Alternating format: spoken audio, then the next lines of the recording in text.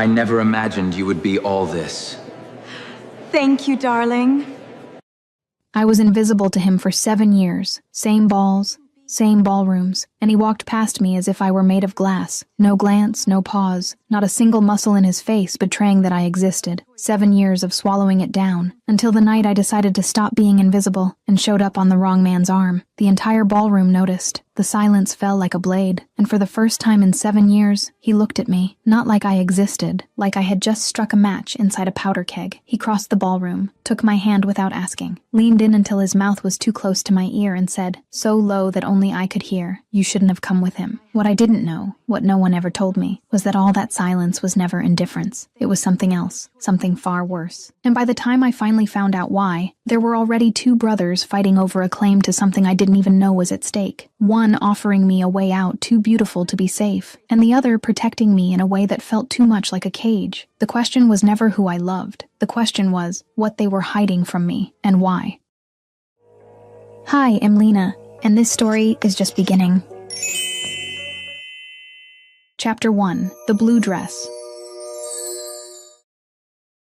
I shouldn't have been there. I knew that as I ran the eyeliner across for the second time, my hand steadier than the rest of me. The mirror in my Palermo apartment reflected the image of a woman who looked ready for anything. But inside, I was waging a silent war against common sense, and losing. "You're really going through with this," Giada said from the bathroom doorway, arms crossed and wearing the expression that meant she'd already formed an opinion and was just waiting for the chance to throw it in my face. Giada was my best friend, owner of a vintage fabric shop in downtown Palermo, and the only person in the world who could read every layer of my bad decisions before I could. "Going through with what?" I asked, feigning innocence while adjusting the blue dress that clung to my body in a way that left nothing to question. "Going to the annual Cavouri ball on Ennio's arm." She pushed off the doorframe and came over to me, tugging up the strap that had slipped down my shoulder. "Isota, honey, I love you, but this isn't courage. This is a declaration of war using cleavage." I didn't answer because she was right, and admitting it out loud would make the whole thing too real. The annual Cavouri family ball was the most important event on the east coast of Sicily. I'd been attending since I was a child, first as the daughter of a man who orbited that world, then as the girl no one was quite sure why she kept getting invited. The truth was simple. I went out of pride. The same stupid, fierce pride that had kept me standing since I was 17, when my father died and left me alone with a last name that meant nothing, and a debt that meant everything. 7 years later, I was still standing, at 24, with the same steady hands and the same stubbornness. Only now I knew that dignity wasn't something you inherited. It was something you held onto with your nails, day after day, until it stuck to you like a scar. Giada looked at me through the mirror, and this time the irony drained from her face. "Why Ennio, Isota?" I knew the answer, knew it with a clarity that hurt. 7 years of being ignored by Ruggero Cavouri, 7 years of gazes that passed through me as if I were made of glass, had pushed me toward the only place that could bother him, his brother's arm. It wasn't about Ennio. It never was. It was about the invisible girl showing that someone could see her. "Because he invited me," I said, and I snapped the lipstick shut with a click that closed the subject. The car Ennio sent was black, understated, and smelled of new leather. I got in alone. Giada stayed at the building's entrance with her arms crossed, and a sentence still echoing in my head. "If it goes wrong, call me. If it goes right,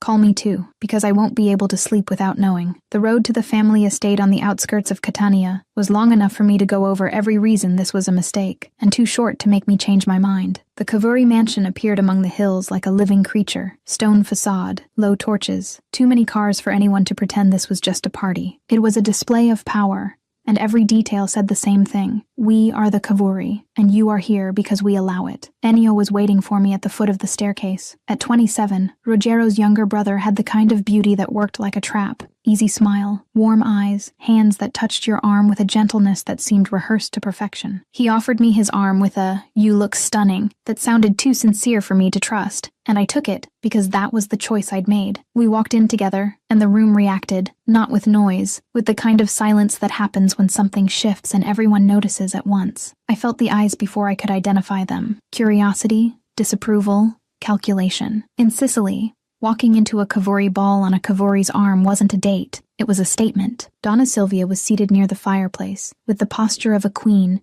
and the eyes of a hawk. The Cavouri matriarch was 70 years old and possessed an elegance that cut. She looked at me over the rim of her glass with an expression that wasn't hatred or surprise, it was something worse. It was appraisal, as if she were measuring how long I'd last before realizing I didn't belong there. I held her gaze for 2 seconds before looking away, not because she'd won, but because I picked my battles, and that one wasn't for tonight. Ennio guided me through the ballroom with the ease of someone born into that world, and I let myself be led while my eyes searched, without permission, for the one person I'd sworn not to look for. And then I saw him. Ruggiero Cavouri was standing near the bar, drink in hand, and the bearing of a man who didn't need to move to fill the entire room. At 31, the head of the Cavouri family was the kind of presence that silenced conversations without saying a word. Black suit, no tie, the signet ring with the crowned lion, and the dagger between its fangs gleaming on his finger. Every detail about him was a sentence that said, "I am the danger you dress up as civility." He was standing still, motionless, and looking directly at me. I knew Ruggiero's looks. I knew the look that passed through me. I knew the look that avoided me as if looking away were a trained reflex. I knew the look that pretended I was part of the decor. But this look was different. This look had weight. It had heat. It had something I couldn't name, but that I felt through my entire body, as if someone had lit every nerve at once. I didn't look away. Not this time. I held his gaze with everything that 7 years of silence had built inside me, and I thought, see me, finally, see me. Beside me, Ennio gently squeezed my arm, and when I looked at him, there was a smile on his face, the kind that doesn't reach the eyes, the kind that seems to know something you haven't figured out yet, as if that exchange of looks between me and Ruggiero was exactly what he wanted. Before I could process what that meant, I felt the air in the room shift. Ruggiero moved. He set the glass on the counter without looking, and crossed the ballroom with long, deliberate strides, the kind of walk that made people step aside on instinct. Each step seemed to crush the distance between us, as if it were a personal insult. He stopped in front of me and Ennio, and for a second no one breathed. Then he took my hand, pulled it from Ennio's arm with a firmness that brooked no argument, and leaned in until his mouth was close enough to my ear that I could feel the heat of his breath on my skin. "You shouldn't have come with him,"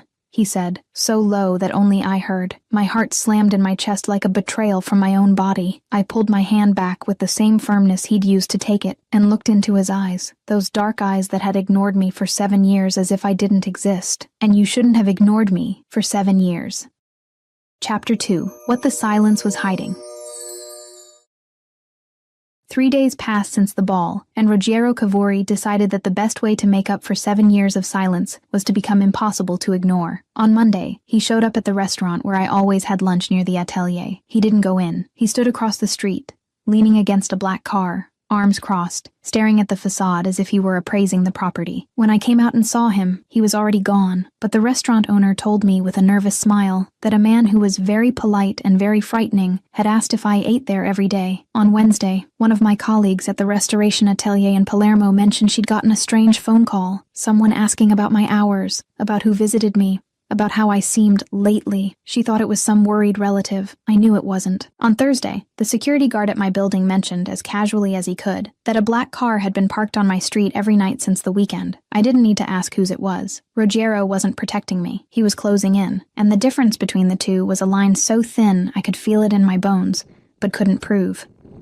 Meanwhile, Ennio took the opposite approach. Flowers arrived at the atelier on Tuesday. Not roses, which would have been predictable, but white peonies, which were my favorites, a detail I didn't remember mentioning to him. A dinner invitation came by phone on Wednesday, delivered in the warm, carefree voice of someone who had all the time in the world. On Thursday, a short call, just to ask how I was doing. No pressure, no apparent ulterior motives. Ennio was charming in a way Ruggiero had never been, present, kind, with an ease for affection that seemed too natural. And that was exactly what bothered me, because in the Cavouri world, nothing was natural. Everything had calculation behind it, and kindness was the favorite wrapping of someone who had something to gain. I told Giada everything over the phone, lying on my apartment couch, shoes kicked off on the floor and my head aching from too much thinking. She listened in silence, which for Giada was the equivalent of a weather phenomenon, and then let out, "Let me get this straight. The older one is spying on you and the younger one is courting you." A pause. "Honey, this is either the beginning of a romance or a lawsuit. Sometimes both." I laughed. Despite everything, Giada had that gift, turning the unbearable into something that fit inside one sentence. But when the laughter faded, what remained was the question I couldn't answer. I wasn't torn between Ennio and Ruggiero. I was torn between what I deserved and what I wanted, and the two seemed incapable of being the same thing. On Friday, I was alone in the atelier. The building sat on a narrow street in Palermo's historic center, with stone walls that kept the air cool even in the Sicilian summer heat. I was working on the restoration of a 17th century altarpiece, delicate work that required silence and steady hands, Two things I had in abundance when the rest of my life wasn't falling apart. The atelier had been empty for over an hour when I heard the door. No knock. It simply opened, with the kind of ease that belongs to someone who doesn't have the habit of asking permission to enter anywhere. Ruggiero stopped in the doorway, and the entire space shrank. His shirt sleeves were rolled up to his forearms, the first time I'd seen him without the suit jacket, and the detail disarmed me more than it should have, as if those inches of exposed skin were a concession he didn't usually make for anyone. His eyes swept the atelier with the same calculated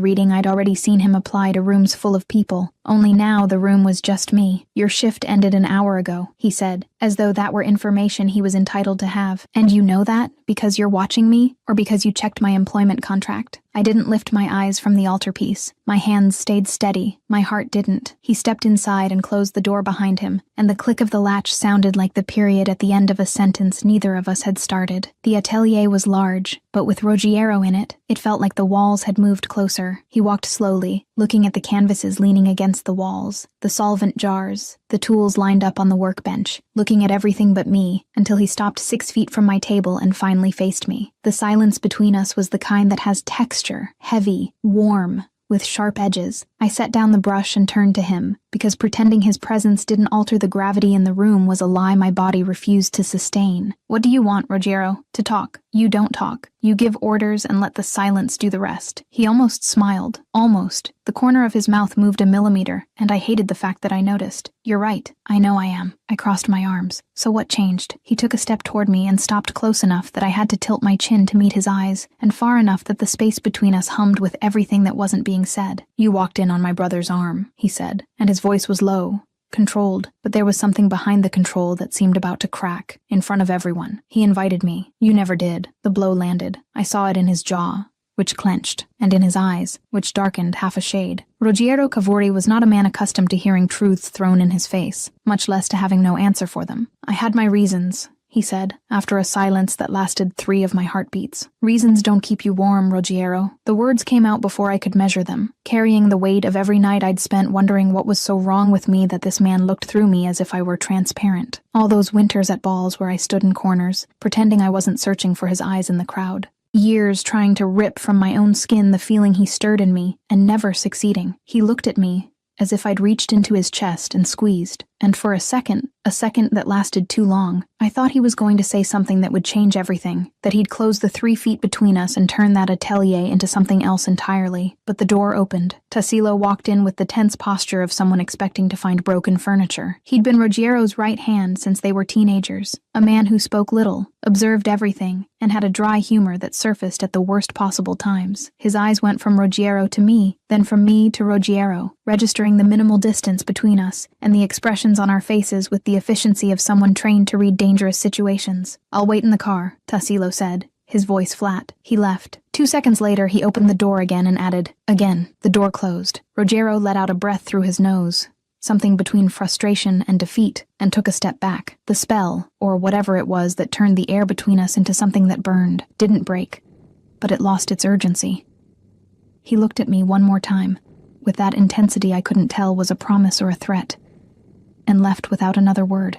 I stood in the middle of the atelier, my heart beating in the wrong place, and my hands trembling for the first time in years. Giada called 20 minutes later. I told her everything, leaning against the cold wall of the atelier with my eyes closed, and when I finished she was silent for 3 seconds. Her personal record. Well, she said, with a rare softness in her voice, if reasons don't keep you warm didn't hit him square in the chest, nothing will. Now go home, take a shower, and stop smelling like solvent. Tomorrow you can figure out what to do with the man who decided to turn surveillance into flirting. I hung up with a sad smile, locked up the atelier, and walked home through downtown Palermo, the scent of him still trapped in my memory like a sentence. The next day, Ennio invited me to dinner at a quiet restaurant near the harbor. He was impeccable, as always. Light shirt, expensive watch, the smile of a man who knows he's handsome, and wields it like a master key. The conversation was easy. He asked about my work, about Palermo, about what I did when I wasn't restoring things other people had let break. He was easy to talk to, dangerously easy, until, between one glass of wine and the next, Ennio shifted the tone with the precision of someone who waits for exactly the right moment to flip the board. He mentioned, casually, as if commenting on the weather, that he knew about my father's blood debt. The wine stopped halfway to my mouth. The noise of the restaurant disappeared. All that remained was his voice, calm and velvety, saying words that carried the weight of an avalanche. Don't worry, he said, his expression unshaken and his eyes fixed on mine. I can make it go away.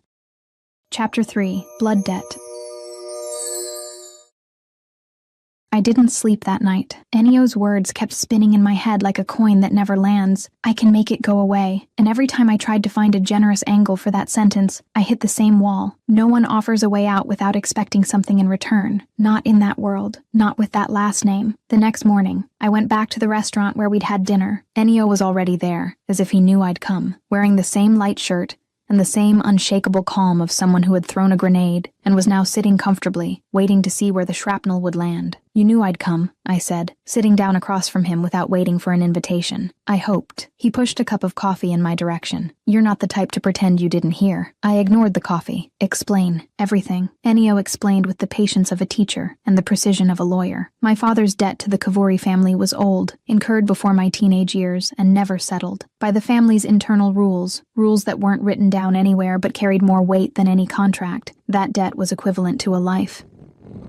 It hadn't been called in, but it hadn't been forgiven either. It existed as a permanent shadow over me, an invisible chain that any member of the family could yank whenever they pleased. "And the solution?" I asked, my voice steadier than the rest of me. "Marriage." He said the word the way someone says coffee or Tuesday. To me, the debt would be cleared through the union. You'd be free, protected, part of the family by right, and not by debt. The air left my lungs as if someone had sat on my chest. I looked at Ennio, at the brown eyes that seemed so sincere it hurt, and I searched for the trap. It was there. I could feel it, but he hid it so well I couldn't touch it. "I'll think about it," I lied, and left before he could say anything else. I called Giada from the car, poured out everything. When I finished, she exhaled as if she'd been punched. Her voice came back with a fury I could feel vibrating through the speaker. "Isota, listen to what I'm about to say. You don't marry anyone over a debt. This isn't romance. It's a transaction, and you are not a commodity." I knew she was right, but knowing and feeling are different things. And in that moment, I felt the weight of 24 years living under a cloud I'd never chosen, and that would never go away. That same afternoon, I went to see Severo. The Cavouri family's consigliere was a man in his early 70s, with a low voice, and the eyes of someone who had watched empires be built and destroyed in the same room. He received me in an office that smelled of old paper and irreversible decisions, and listened to my questions with the patience of someone who already knew what I was going to say before I opened my mouth. "The debt exists," he confirmed, with the ease of someone reading a menu. "And it's real. Who holds it?" I asked. Severo looked away for the first time since I'd walked in. "That's a matter for the boss." The answer was a closed door, but the averted gaze was a crack, and I filed that away in the same place I kept everything the men in that family tried to hide from me, in the back of my mind, with the patience of someone who knows that every truth surfaces when the right silence breaks. I drove to the Cavouri estate on the outskirts of Catania, with the sun sinking behind the hills, and a determination that burned in my chest like a fever. I needed answers, and there was only one person who could give them. But before I reached Ruggiero, I ran into Donna Silvia. The matriarch was standing in the corridor that led to her son's office, positioned as if she were there by chance. But nothing about Donna Silvia Cavouri was by chance. She looked me up and down with that cutting politeness I already knew, and when she spoke, every word sounded like a stone being placed on a grave. "You are not a boss's wife," she said, without raising her voice. "You are the daughter of a man who died owing. Don't confuse attention with position." The words slid in like blades, one by one,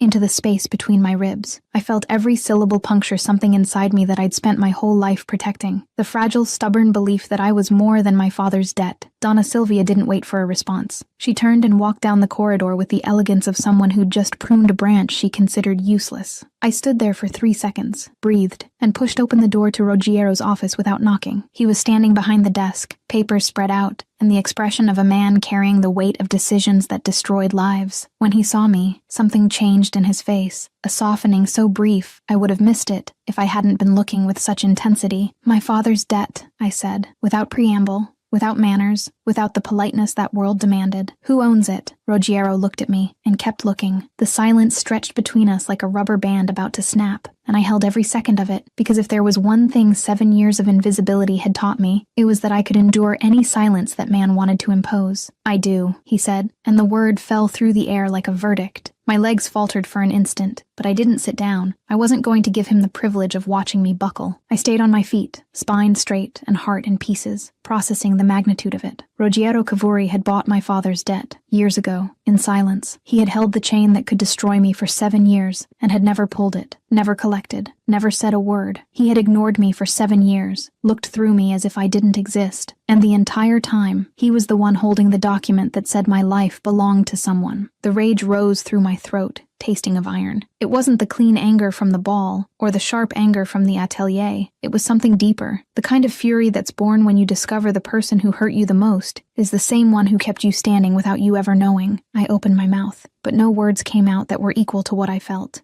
So I did the only thing I could. I turned my back and walked out. In the corridor, Ennio was leaning against the wall with his arms crossed, and the expression of someone watching a play whose ending he already knows. He looked at me with something that could have been compassion, but smelled like calculation. "Now you understand," he said, his voice soft, "why I offered another way out." Chapter 4. What No One Was Supposed to See.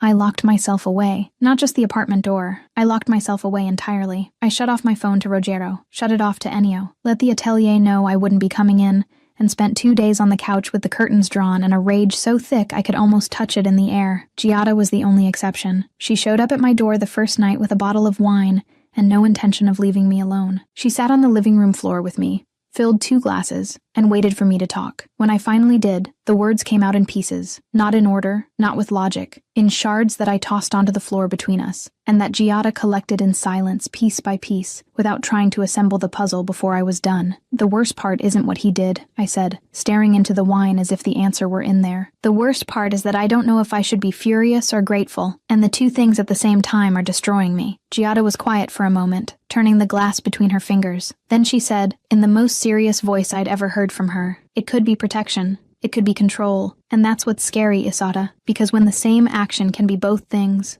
you never know what ground you're standing on." She was right. And the uncertainty was worse than any answer, because at least an answer would have edges. I could hate him or forgive him, and both paths had clarity. But this limbo between gratitude and fury, was the kind of place where I could stay trapped forever. While I was hiding, Ennio acted. I found out later, through Giada, that he had called a meeting with family allies, and formally presented his intention to marry me as a solution to the debt. He turned a personal matter into a political one, made the proposal public, and impossible to ignore. Donna Silvia supported it. Severo remained silent, the kind of silence that in that family meant consent disguised as neutrality. In less than 48 hours, my life had become an agenda item at a table I'd never been invited to sit at. Rogero found out, and his reaction was the kind of thing you can only measure by the wreckage. He didn't shout. He didn't call a meeting. He didn't confront Ennio in public. Instead, he did what men like him do. When rage goes past the surface, he acted in silence. Ennio's contracts were canceled. Men who reported to the younger brother were redirected. Access to family accounts and contacts was severed one by one, with the surgical precision of someone dismantling a machine piece by piece. The war between the two brothers stopped being personal. It became structural. And I was at the center of it, without having chosen to be. On the 3rd night, I couldn't take it anymore. The rage had changed shape. It was no longer the kind that paralyzes. It was the kind that pushes you forward. I needed to look Rogero in the eye and hear from him, without deflections and without silences, why he had done what he did. I drove to the Cavouri estate with my jaw clenched and my chest on fire. He was in the study, the same desk, the same papers, but something was different. His collar unbuttoned one more than his protocol allowed, his eyes carrying the weight of someone who hadn't slept, and a glass of whiskey near his hand that didn't seem to be the first. When I walked in, he raised his eyes, and something crossed his face. Relief, maybe, or the shadow of it, before the mask slid back into place. "You disappeared," he said. "You lied," I answered. "For 7 years. I didn't lie. I didn't tell." It's the same thing when the silence carries that much weight. He came out from behind the desk and walked to the window, his back to me. I saw the tension in his shoulders, the hand that closed at his side, the fingers that tightened as though holding something that threatened to escape. "Why did you buy the debt?" I asked, and my voice came out quieter than I intended, as if the question was too heavy to be asked at normal volume. "Isota, why?" He turned around, and what I saw on his face made me stop breathing. It wasn't the calculated coldness he wore as armor. It wasn't the unshakable composure of the head of the Cavouri. It was something broken, a thin, deep crack running from one side of his composure to the other, like a fissure in a dam about to give way. "Because if any other man had bought it," he said, his voice hoarse, and the words measured as if each one cost him something he couldn't replace, "you wouldn't be here. You'd be in a house you didn't choose, with a name you didn't want, living a life that isn't yours." The sentence hit me in the chest with the force of something I hadn't expected. The truth. Raw, unvarnished, without the veneer of protocol that family used for everything.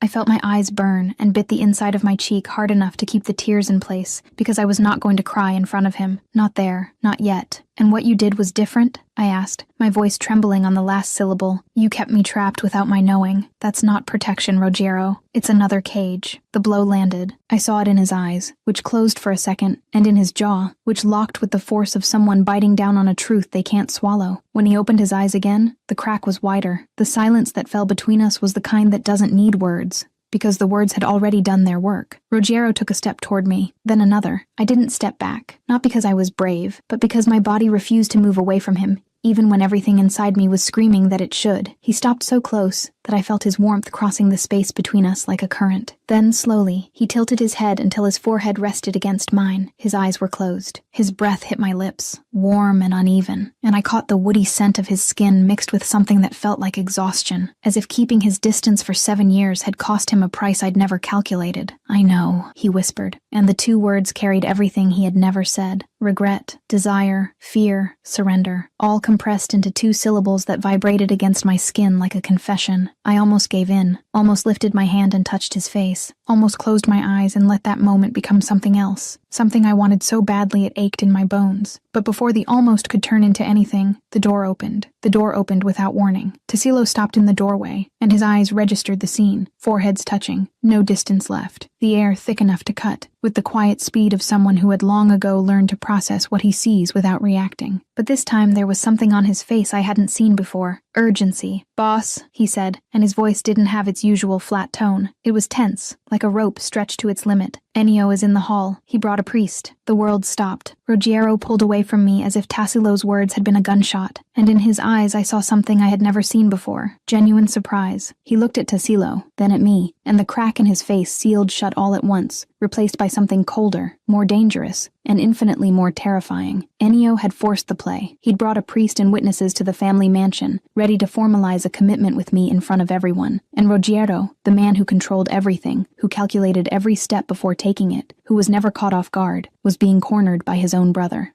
I looked at Rogero, and for the first time since I'd known him, I couldn't read what he was going to do. He could maintain protocol and lose me, or he could break everything and own what he felt. And while he decided, I was standing there, in the middle of the study, realizing that my future had just been placed in the hands of 2 brothers at war, and that neither of them had asked me what I wanted.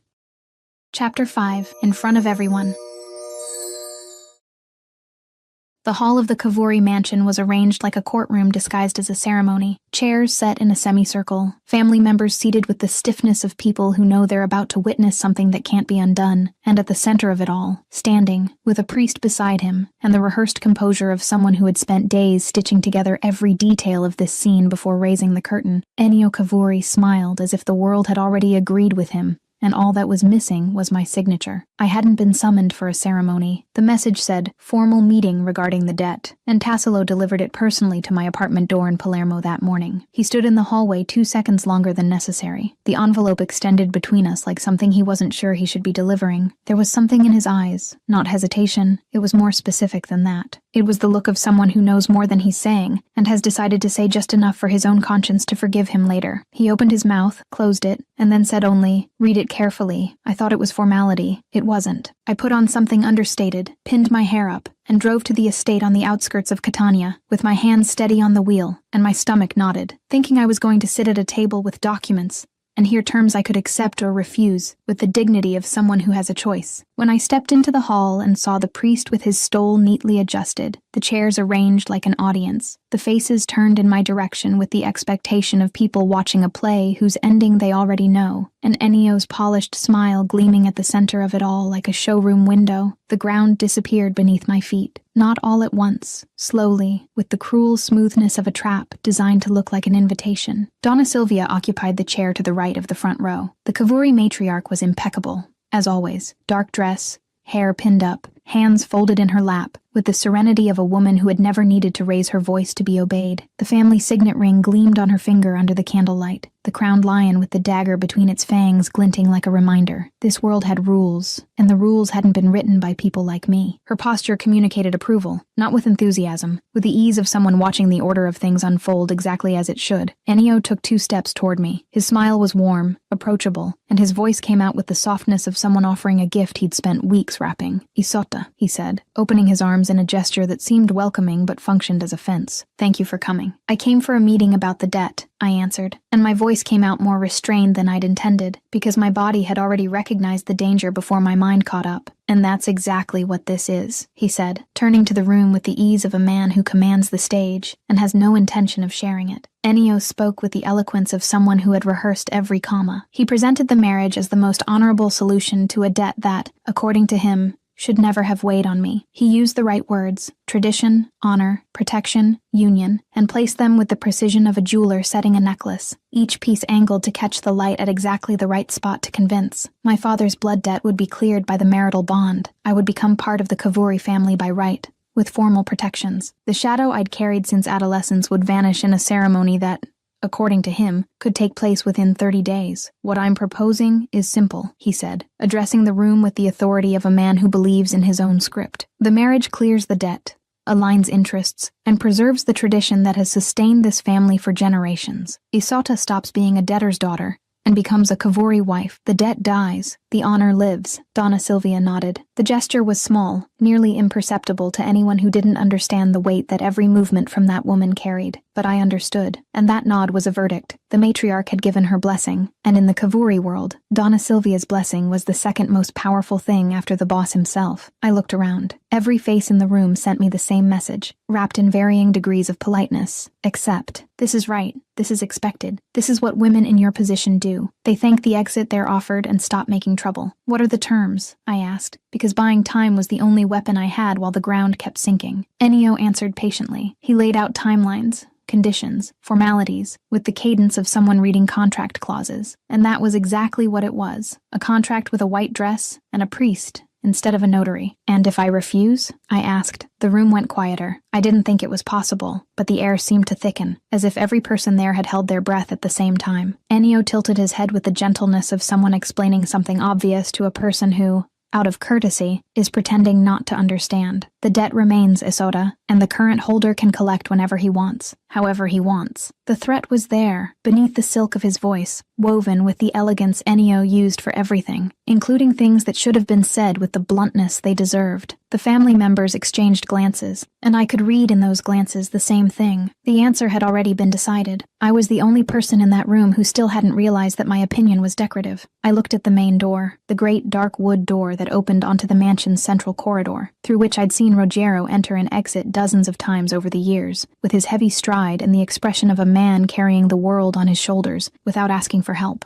The door was closed, and he wasn't there. The emptiness that opened in my chest wasn't surprise, it was confirmation. The kind of pain that comes when you expect the worst, hope you're wrong, and discover you were right all along. Rogero hadn't come. The man who rested his forehead against mine and whispered, "I know." The man who bought my debt to protect me. The man who crossed an entire ballroom to pull my hand from his brother's arm. That man wasn't there, and his absence screamed louder than anything Ennio could say. I opened my mouth without knowing what would come out, whether it would be a no, a question, or the kind of silence that communicates defeat without needing words. The priest looked at me with a dutiful compassion. Donna Silvia looked at me with the patience of someone waiting for the inevitable, and Ennio looked at me with the calm certainty of someone who had already won. That's when the side door burst open. Not literally, but the crash with which it slammed against the wall had the same effect. Giada stormed into the hall as if the building were on fire, and she were the only person with enough sense to run in the right direction. Her dark hair was loose and wild, her breath coming in short bursts, and her eyes burned with the kind of fury that only appears in people who love someone enough to do irrational things without a second thought. Tassilo had tipped her off. I knew it from the glance Giada threw toward the door as she crossed the room. A quick look of recognition, the kind you give an accomplice. And the realization hit me in the middle of my relief like a stone inside a shoe. The same man who handed me the invitation, knowing what I'd find on the other side, was the man who called Giada so she could come save me. He could have warned me directly. He could have told me the truth at my door that morning instead of letting me walk into that room thinking I'd be sitting in front of documents. But he didn't. He chose a path that protected my friend. protected himself, and let me walk into the trap, blindfolded. I filed that away in the same place I kept everything that didn't make sense yet, deep down, with patience, waiting for the moment the piece would fit into a picture I still couldn't see. Giada ignored every important face in that room. She walked past territory captains as if they were lampposts. She crossed in front of Donna Silvia without lowering her eyes, and she stopped beside me with the solidity of a fortress built from vintage fabric.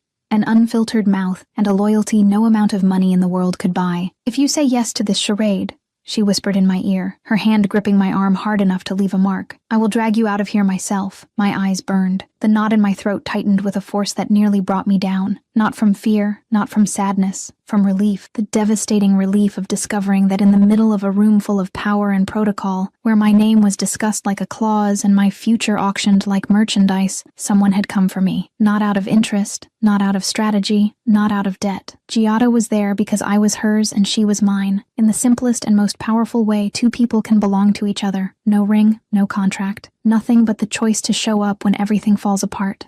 I squeezed her hand back, and then the main door opened. Ruggiero didn't enter in a rush. He didn't make a speech. He didn't announce his arrival with words or grand gestures. He simply opened the door and walked in, and the entire room rearranged itself around him as though gravity had shifted its axis. The family members straightened their posture before they realized they were doing it. The priest took half a step back, pressing against the wall with the discreet urgency of someone stepping away from the center of something he doesn't understand, but whose body recognizes as danger. Donna Silvia narrowed her eyes with the precision of a blade being turned in the light, measuring, calculating, deciding whether what she saw was a threat or simply disobedience. Ennio stood still, and for the first time since I'd walked in, his smile wavered at the edges. Ruggiero didn't look at me. He didn't look at his mother, at the priest, at the chairs full of important men who pretended they were there out of tradition and not curiosity. He walked straight to his brother and stopped in front of him with less than 3 feet between them, and the difference between the two had never been so visible. The two brothers locked eyes, and the silence between them was the kind that precedes things that can't be taken back once said. Ennio held the gaze, and I recognized the courage that required, because looking at Ruggiero Cavouri in that state was like staring down a fire and trusting that the wall between you would hold. Ruggiero spoke in a low voice, but the silence in the hall was so absolute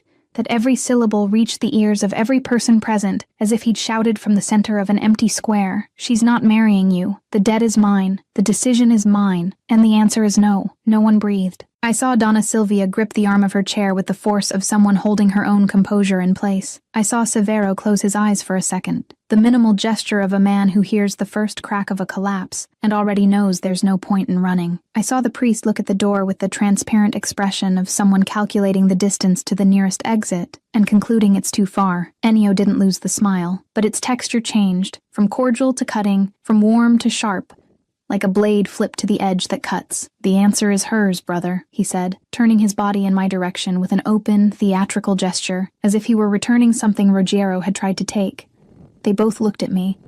The entire room looked at me, and I felt the weight of those gazes like lead, on my shoulders, on my chest, on my legs, on every inch of my body that wanted to give in and sit down and let someone else decide, because it would be so much easier. It would be so much simpler to say yes, sign the paper, put on the name, and let the current carry me wherever it would. It was what everyone in that room expected. It was what tradition demanded. It was what women in my position had done since that world began, thank the exit and close their mouths. Giada squeezed my hand, a short, firm squeeze that asked for nothing and offered everything. "I am your anchor. You're not alone. Do what you need to do." I looked at Ennio, at the man offering me an exit that was a prison with a pretty name, who turned my debt into currency and my body into collateral. He looked back at me with something that, in another context, could have passed for genuine affection. But there, in that room staged like a theater, it was just another tool in the service of an ambition he hid behind courtesy. And I looked at Ruggiero. He was standing 10 feet from me with the same posture as always, but there was something in his shoulders I'd never seen. A tension that wasn't authority. It was waiting, but his eyes were different. There were no orders in them. No calculation. No armored coldness that I knew so well I'd mistaken it for indifference for years. What was, there was something that pulled the ground from under me in a way unlike anything I'd felt in that room. Vulnerability. Raw.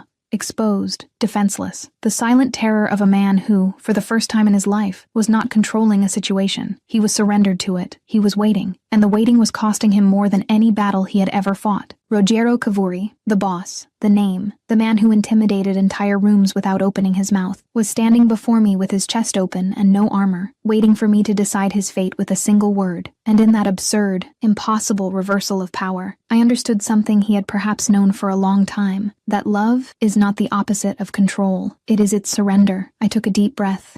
The air entered my lungs as though it were the first in hours, and it brought with it a clarity I hadn't expected. Sharp, clean, without the rage that had sustained me until then, and without the fear that had paralyzed me before that. What remained was something simpler and stronger than either. Certainty. I knew who I was. I wasn't currency. I wasn't a clause. I wasn't a debtor's daughter, or a piece in a game two brothers were fighting over, as if I were territory to be conquered. I was Isotta Ferry, a woman who restored things others had let break, who held up her own dignity with her bare hands, and who was standing, alone, in the center of a room full of powerful men who had no idea what to do with someone who refused to fit into the space they'd reserved for her. My father's debt doesn't belong to me, I said, and my voice came out steady in a way that surprised me, as if the words had roots deeper than I knew, fed by 24 years of swallowed silences and dignity, held together by force, and I am no one's bargaining chip. The pause that followed was mine. I built it, and held it in the air for as long as I needed, because this was the first moment in my life when the silence in that room belonged to me, and I wouldn't give it back before I was ready. But if I'm going to be with someone, I continued, and I turned my eyes to Rogero, it will be with whoever I choose, on my terms, not yours. The entire hall held its breath. I held Rogero's gaze, those dark eyes that had avoided me for years, and now looked at me as though I were the only thing in the world he couldn't bear to lose, and I said, in a voice low enough to be intimate and steady enough to be non-negotiable, "On my terms, Rogero." He looked at me for a stretch of time that seemed to contain everything we hadn't said, and when he answered, his voice was hoarse, low, and carried the weight of a surrender that had cost him more than any war. "On your terms." Chapter 6. What Remained.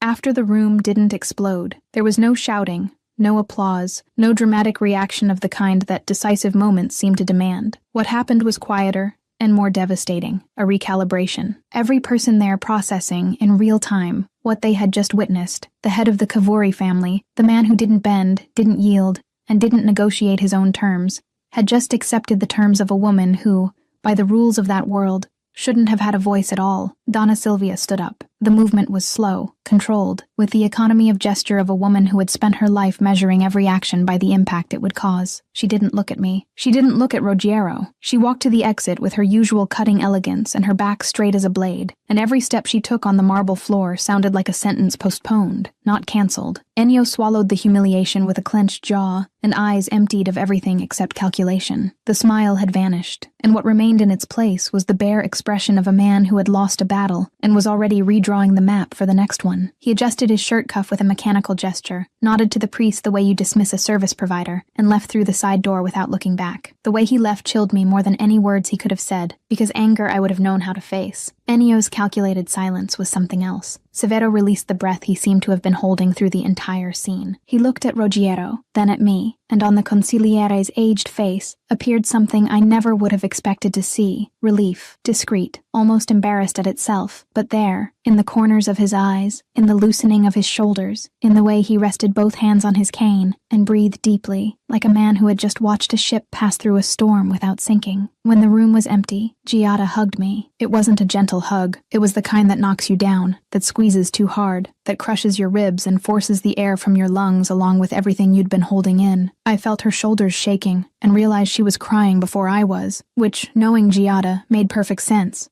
because she always felt my things with an intensity I didn't allow myself. "You just turned down an entire family," she whispered against my shoulder, her voice choked and pride overflowing through every wet syllable. "I've never been so proud." I laughed, a short, shaky, wet laugh that came out more as relief than joy, because joy was too complex to fit in that moment. It would come later, in pieces, when I had time to understand the magnitude of what I'd done. I held her face between my hands and said, "Thank you for coming." "Always," she answered, with that fierce simplicity that made Giada the most important person in my life, before any Cavouri, before any debt, before any man who thought his love was the center of my story. Giada pulled away, wiping her eyes with the back of her hand, muttered something about needing an entire bottle of wine and a month's vacation somewhere without dangerous Italians, and left through the side door with the imperfect, beautiful dignity of someone who cried in public and isn't ashamed of it. And I stood there, on my feet in the center of an empty hall that smelled of snuffed candles and irreversible decisions, with the sound of my own heartbeat in my ears, and the strange sensation that the ground beneath me, for the first time in a long while, was mine. Ruggiero approached, not with the long dominant stride of someone who crosses rooms the way he conquers territory, with slower, more careful steps, as if the space between us were fragile, and any sudden movement could break what we had just built. "You came," I said, and my voice came out softer than I intended, as if the relief of seeing him there had dissolved the last layer of armor I was still carrying. "I almost didn't," he answered, and the raw honesty of that sentence hit me harder than any comfortable lie would have. "Why?" He stopped in front of me, close enough that I could feel his warmth radiating across the space between us, far enough that the distance still meant something, the last inch of a pride he was learning to let go of, because showing up meant choosing, and choosing meant losing things I've spent my entire life building and protecting. His eyes traveled across my face with the slow attention of someone memorizing something they're afraid of losing. But staying away meant losing you, and I found out, standing in front of that door, that there's nothing I've protected that's worth that. The air between us changed texture. The tension that had sustained that room, the political, familial, public tension, dissolved like smoke, and in its place remained something more dangerous and more silent. The electricity that had existed between Ruggiero and me all along, that didn't need an audience to hum, and that neither of us had managed to extinguish no matter how hard we tried. I didn't answer with words. I didn't need to. Because for the first time since I'd known Ruggiero Cavouri, we were in the same place. Not because of debt, not because of obligation, not because of protocol, by choice. His and mine. Imperfect, terrifying, and absolutely ours. We walked out together through the main door. The Sicilian night was warm, with that dense heat that clings to the skin and carries the scent of jasmine from the gardens, and the salt the wind brings from the sea in the distance. The lights of the estate dotted the hills like fireflies pinned to the ground, and the muffled sound of voices inside the mansion arrived like the echo of a world still reorganizing itself after what had happened. We walked side by side through the garden lit by low torches, and the silence between us was different from everyone we'd ever shared. It wasn't the silence he used as a wall. It wasn't the silence I used as a shield. It was a silence that belonged to both of us, still uncertain, still full of things that needed to be said, but for the first time without the weight of a lie holding everything in place, until he stopped. He turned toward me, and the light of a nearby torch illuminated half his face, leaving the other half in shadow, which, come to think of it, was the most honest image of Ruggiero Cavouri anyone could have. "Do you want to know the truth?" he asked, and there was something in his voice I had never heard before. Fear. Not the fear of a man who faces enemies or negotiates territories, the fear of a man who is about to bare himself before someone and doesn't know if what she sees will be enough. All of it? The warm breeze passed between us, carrying the scent of the lemon trees in the garden and sweeping away the last remnants of the hall, the priest, the chairs, and the rules. I looked at him, at the dark eyes that had ignored me for 7 years, and now looked at me as though I were the answer to a question he was afraid to ask, and answered with the only thing I had demanded of him from the beginning, and that he had never given me. It's the only thing that's been missing. Chapter 7. The Silence That Speaks. The Cavouri estate had a terrace I had never seen at night. It sat on the east side of the mansion, suspended above a gentle slope of olive trees that ran down to the point where the land ended and the sea began. And from there, you could see the coast of Catania, glowing in the distance like a fallen constellation. Ruggiero led me there in silence, climbing a narrow stone staircase that seemed built for only one person to pass at a time, which meant he went first, and I followed, and during those 30 steps I had time to look at his back and think that this was the man who had just chosen me over his own family, and that I still didn't know what to do with the size of that. The terrace was simple, old stone, a low wall covered in moss, 2 iron chairs that looked as though they'd been there since before any Cavouri was born. The nearly full moon bathed everything in a bluish light that made the place feel outside of time. Ruggiero leaned against the wall with both hands and stared at the sea. I stood 1 step behind him, arms crossed over my chest and my heart beating at a pace I couldn't slow down. The silence between us was thick, but not hostile. It was the kind of silence that happens when 2 people know the next words will change everything and neither wants to speak first. He did. When I bought the debt, there were 3 men competing for the right to collect it, he said, without taking his eyes from the sea. His voice was low, stripped of the authority I was used to hearing, as if he'd taken off the suit and was left with only what lay beneath. I didn't move. I didn't interrupt. 2 of them would have used you as payment. His jaw locked on the word payment, as if it tasted like poison. The third would have sold the debt to the Ferrante. The The family that controls the port of Messina and doesn't distinguish people from merchandise. They would have done the same thing. I already know you bought it, I said. What I don't know is why you disappeared afterward. He turned to me, and the moonlight lit his entire face. Because if anyone found out what I felt for you, they would use it. The sentence fell between us like a stone dropped into still water. I felt its ripples spreading through me, touching places I had sealed shut years ago. You pulled away, I repeated, and what came out in my voice wasn't a question. It was an accusation. His words still hung in the air. Feeling is information. Information is a weapon. I heard everyone, registered everyone, and still their meaning took time to break through the layer of anger and wounded pride I had built as protection against exactly this man. So you ignored me, I said, for 7 years, to protect me, to keep you alive, and you thought that was enough? My voice cracked on the last syllable, and I hated that it cracked, because I didn't want him to see the extent of the damage. But the crack was already there, exposed, and there was no use pretending. You thought keeping me alive and keeping me invisible were the same thing? Rogero didn't answer right away. He stood there, looking at me with an intensity I felt on my skin like heat. And I saw in his eyes something that disarmed me more than any words. He knew. He knew he'd been wrong. He knew that his protection had cost me 7 years of doubt, of loneliness, of nights spent awake wondering what was so wrong with me, that this man looked through me as if I were made of air. He knew all of it, and the weight of that knowledge was stamped on him like an open wound. Every time I ignored you, he said, his voice so low I had to lean in to hear, I came back to this terrace, and I stood here, looking at the sea, thinking that one day, when the world around me was safe enough, I would tell you everything. I would find you, look into your eyes, and say that every silence was a choice that cost me more than any war I ever fought. The warm breeze lifted a strand of my hair and tossed it across my face. Before I could push it away, Rogero's hand moved, slowly, as if asking his own body for permission to do something he had forbidden himself for years. His fingers touched the strand, and tucked it behind my ear with a gentleness that didn't match the size of those hands, and the touch of his skin on my skin lit something at the base of my spine that rose like an electric current up to the back of my neck. He didn't pull his hand away. His fingers trailed down the side of my face, following the line of my jaw with a slowness that seemed deliberate, as if he were mapping something he had memorized from a distance for years, and could now, finally, touch. His thumb stopped at the corner of my mouth, and the pressure was so light I could almost pretend it wasn't there. Almost. I lost 7 years, I said, and my voice came out in a thread I barely recognized as my own. 7 years that could have been ours. I know. I thought you didn't see me. I saw everything, he answered, and the weight of that sentence hit me like a wave. I saw when you arrived at the balls and pretended you weren't looking for me. I saw when you laughed with other people and the smile didn't reach your eyes. I saw when you left early because you couldn't stand being in the same room with me without me looking at you. I saw every moment, Isoda, and every moment destroyed me a little. The anger didn't disappear, but it changed shape. It stopped being the dry, cutting anger of someone who'd been rejected and became something more complex,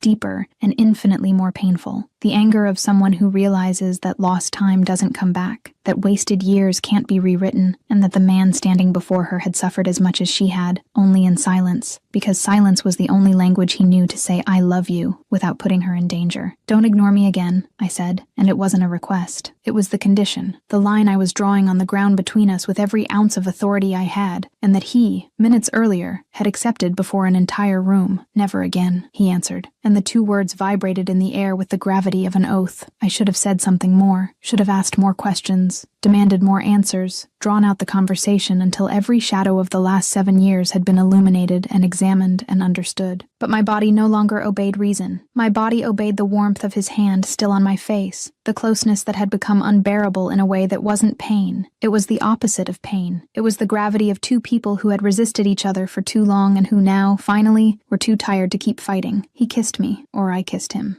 I couldn't say who moved first, because the distance between us closed like something that should have happened long before. Not with urgency, not with desperation, but with the slow inevitability of something that had been written, and that both of us had spent years trying to erase without succeeding. His mouth found mine with a softness that surprised me, because I'd expected force, expected the same relentless intensity he applied to everything in his life, but it wasn't that. It was surrender. It was the mouth of a man who had finally stopped fighting, the one thing he had never been able to control. His hand slid from my face to the back of my neck, and his fingers laced through my hair with a firmness that made me tilt my head back. The kiss changed. It gained weight, gained heat, gained the kind of hunger that's born when you deny yourself something for years, and the dam finally breaks. I tasted him, warm and carrying a trace of wine he must have had before before walking into that hall to do the bravest thing I'd ever seen a man do. His hands dropped to my waist and pulled me against his body, and the impact, the solid heat of his chest against mine, the strength of the arms wrapping around me, the woody scent of his skin filling every breath, knocked me off balance in a way that wasn't physical. It was as if the ground had disappeared, and I was falling, but the fall was into him. He pressed me against the terrace wall, and the cold stone at my back contrasted with the searing heat of his body in a way that drew a sound from me, low, involuntary, escaping my throat before I could stop it. Ruggiero paused. He pulled his mouth from mine by an inch, just enough to look into my eyes with an intensity I felt in my bones. "If you want to stop," he said, his voice hoarse and his breathing uneven, "say it now, because soon I won't be able to." I looked at him, at the eyes that had avoided me for 7 years, and now looked at me with a hunger that wasn't only physical, it was existential. The look of a man who has found the only thing in the world that makes sense,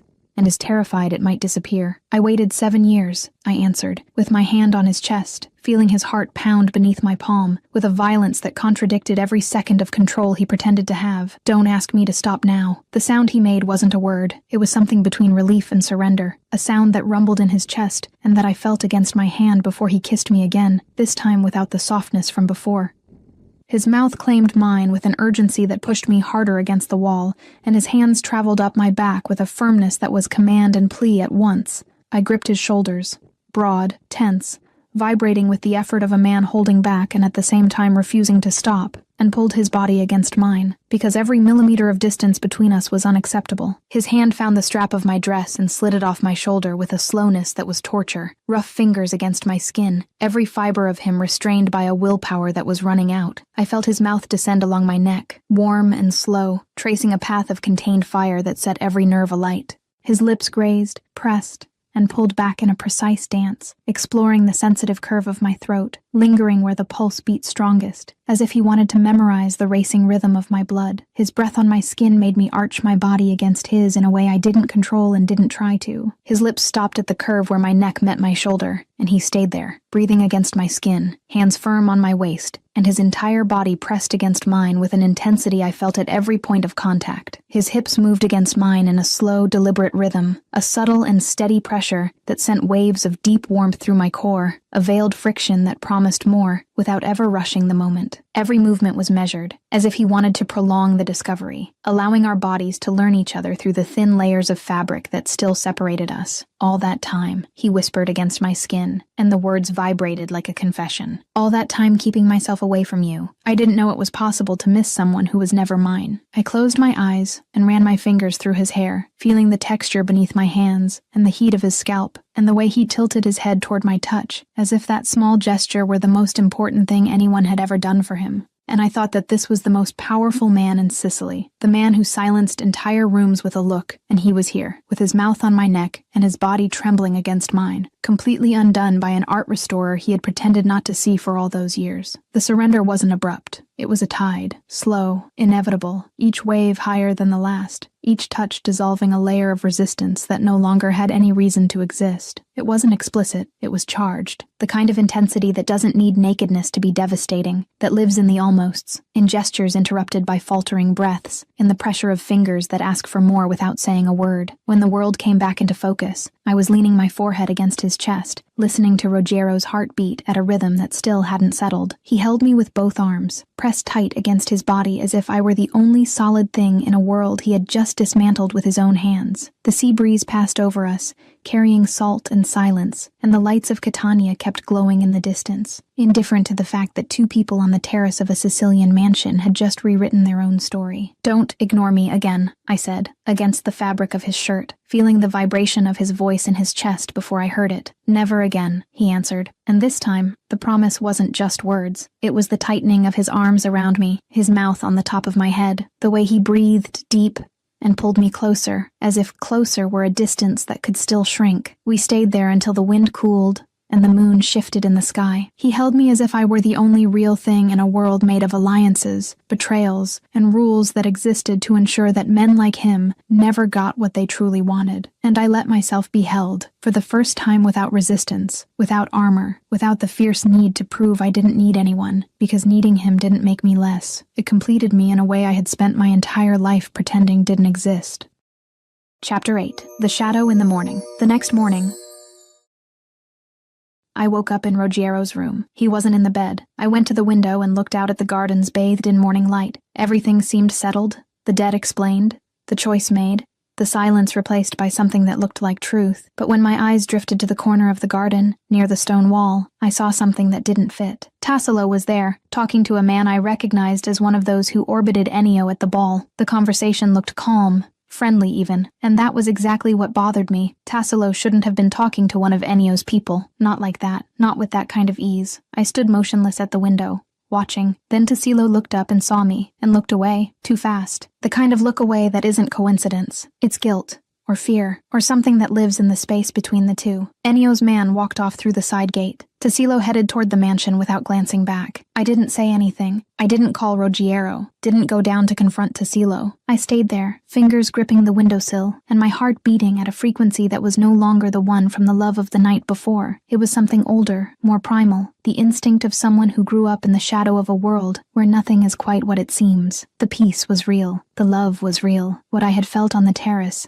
in Ruggiero's arms, with his voice vibrating against my skin like a confession. All of it was real. I believed it with the same certainty I believed in my own name, but I was also the daughter of a man who died owing. I had grown up learning that trust is the first thing they take from you when the world decides to collect, and that peace, in that universe, is never a state. It's an interval, a space between two blows where people take a deep breath and pretend the next one isn't coming. I looked at the empty garden, at the stone bench where Tassilo had been standing seconds before, and thought that maybe this was the true cost of loving someone like Ruggiero Cavouri. Not the danger, not the debts, not the enemies, but the impossibility of looking at a beautiful morning without searching, by instinct, for the shadow it hides.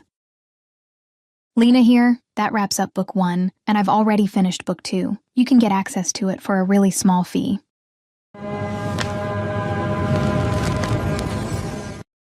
The peace lasted 3 weeks. 3 weeks sleeping beside the most dangerous man in Sicily, until he started locking doors again, speaking in hushed tones, and looking at me with that look, the one that says he's about to put me in the dark again. In the 4th week, I woke up to a cold bed and an armed man at the bedroom door. Ruggiero had left in the middle of the night to do something I wasn't allowed to see. Then a photo appeared on my phone. Old, faded. My father's face smiling beside someone who shouldn't have been there. And below it, a single line. Ask your husband what happened that night. The war hadn't ended. It had switched sides. And the secret was his. As you can see, that was just a little taste of Book 2. To watch the full uncensored version, just click the first link in the pinned comment. I'll see you on the other side in just a few seconds. Just a reminder, click that first link down in the comments, and the complete Book 2, ad-free and uninterrupted, will be waiting for you. It's that simple. I'm absolutely loving working on Book 2, and since you guys are loving it too, I promise there's more to come.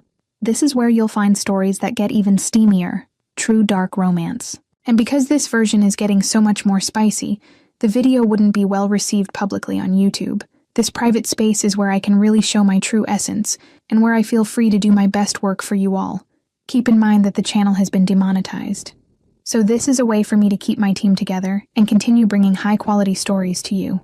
I'll have even more updates for you soon. I'll be waiting for you at that first link in the pinned comment.